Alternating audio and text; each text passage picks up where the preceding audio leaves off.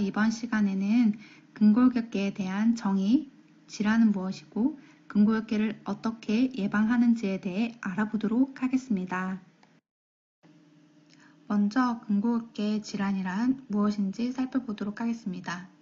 근골격계 질환은 무리한 힘의 사용, 반복적인 동작, 부적절한 작업 자세, 날카로운 면과의 신체 접촉, 진동 및 온도 등의 요인 등으로 인해서 근육이 힘줄이나 인대, 관절 등의 조직이 손상되어서 나타나는 전체적인 신체 장애를 통칭하게 되고요. 근골격계 질환은 세 가지로 단계가 나뉘게 되는데요. 첫 번째에는 작업 통증이 나타나게 되는데 약간의 피로감만 느끼게 됩니다. 그리고 하룻밤이 지나면 증상이 없습니다. 작업 능력은 감소하지 않습니다. 두 번째로는 작업 시간 초기부터 통증이 나타나기 시작합니다. 하룻밤이 지나도 통증이 지속되기 시작합니다.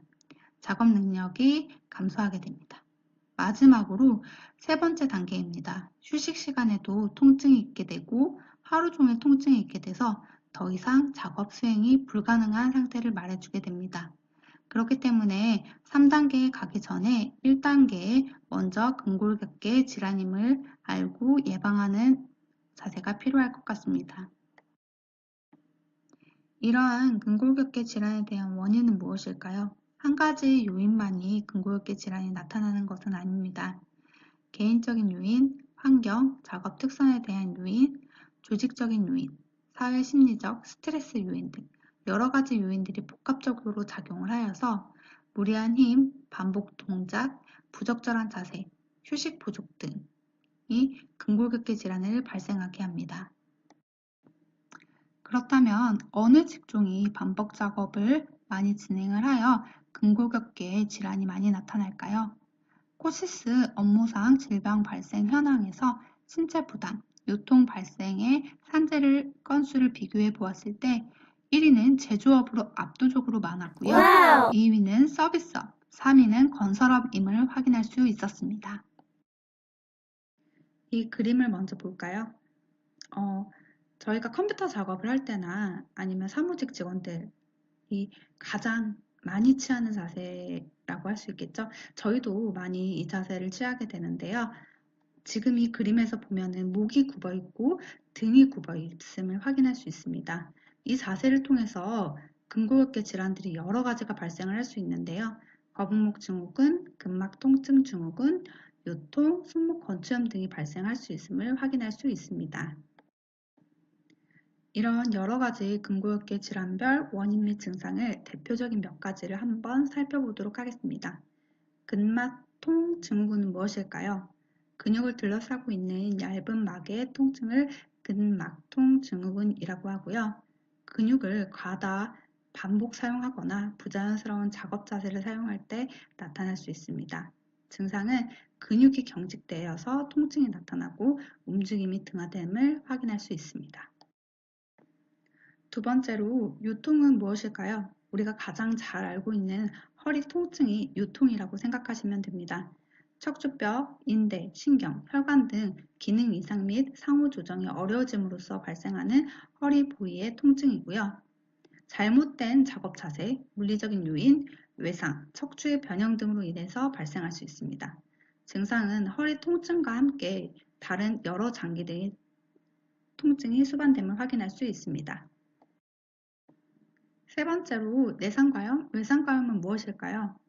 팔꿈치 바로 위, 바깥 부위에 국소적으로 나타나는 통증과 염증을 수반하는 질환을 말해주게 됩니다.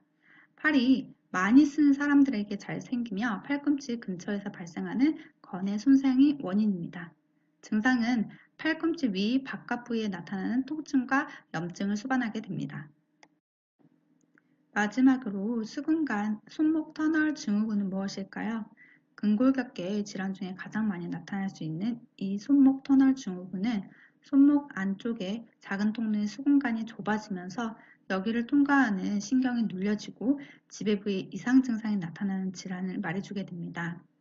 반복적으로 손목을 사용했을 때 그리고 손목의 압박 및 굽힘 자세로 인해서 원인이 될 수 있고요. 증상은 정중신경 지배 부위 손가락의 저림 및 감각 저하가 증상이 나타납니다. 손가락의 통증은 여기서 그치는 게 아니라 팔이나 어깨로 퍼질 수 있고 좀 더 진행되는 경우 손의 무감각 또는 민첩성이 떨어지게 됩니다. 그럼 손목 터널 증후군을 병원에 가지 않고 셀프로 확인할 수 있는 방법이 있을까요? 자가진단법은 두 개로 나뉘어지게 됩니다. 필렌 테스트와 티넬 테스트가 있는데요. 필름 테스트 같은 경우는 손목을 꺾어 맞댄 다음 약 1분 정도 지났을 때 저리거나 통증이 있는지를 진단하게 되고요. 만약에 통증이 있을 경우에는 손목 터널 증후군을 의심할 수 있습니다. 티넷 테스트 역시 손바닥을 위로 향하여 손목의 정중신경 부위를 두드릴 때 손끝이 저리거나 통증이 있는지를 진단하게 되고요. 만약에 통증이 있는 경우에는 손목 터널 증후군을 의심할 수 있습니다. 앞에서 근골격 질환의 정의, 증상, 그리고 원인 등 여러 가지를 살펴보았는데요. 그렇다면 근골격계를 예방하기 위해서는 어떻게 해야 될까요? 크게 두 가지를 알아보도록 하겠습니다. 첫 번째로 OX로 알아보는 올바른 자세를 알아보도록 하겠습니다. 첫 번째 그림입니다. 허리에 갑자기 통증이 유발을 했는데요. 이 자세는 X입니다. 부자연스러운 작업 자세로 인해서 허리에 부담이 가는 자세이기 때문에 허리에 통증을 유발할 수 있습니다. 올바른 자세는 중량물을 몸의 중심에 가깝게 해주시고요.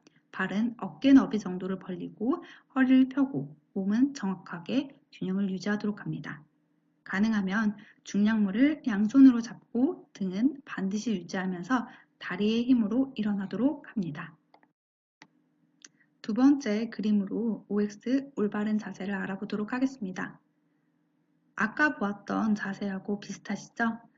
등이 굽어 있고 목이 굽어 있어서 부자연스러운 작업 자세로 인해서 허리와 등, 목 여러 가지 부담 자세가 되고 있습니다. 올바른 자세는 화면과의 거리는 손끝을 뻗어 화면에 닿을 정도인 50cm 이상을 유지해 주시고요.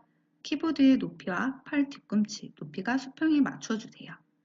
손목에 가중되는 압력을 줄이기 위해서 작업대 위에 손을 얹은 상태로 작업을 진행해 주시는 게 가장 좋은 자세입니다. 두 번째로 근골격계 질환을 예방하기 위해서는 스트레칭을 습관화하는 노력이 필요합니다. 스트레칭은 긴장된 근육 이완 및 관절의 가동 범위가 증가되고 근육건, 인대 등의 상해를 예방하게 됩니다. 또한 근육통을 예방하고 혈액순환을 향상, 노폐물 순환을 촉진시켜 줍니다. 실제로 같은 작업을 하는 두 직원이 있었는데 한 직원은 스트레칭을 진행을 하지 않고 작업을 진행하였고 한 직원은 작업 전, 중, 후 스트레칭을 진행하였더니 스트레칭을 진행한 직원 같은 경우는 근육의 긴장도가 확연히 떨어짐을 확인할 수 있었습니다. 이번 시간의 마지막으로는 산업안전보건공단의 체조성을 보면서 마치도록 하겠습니다.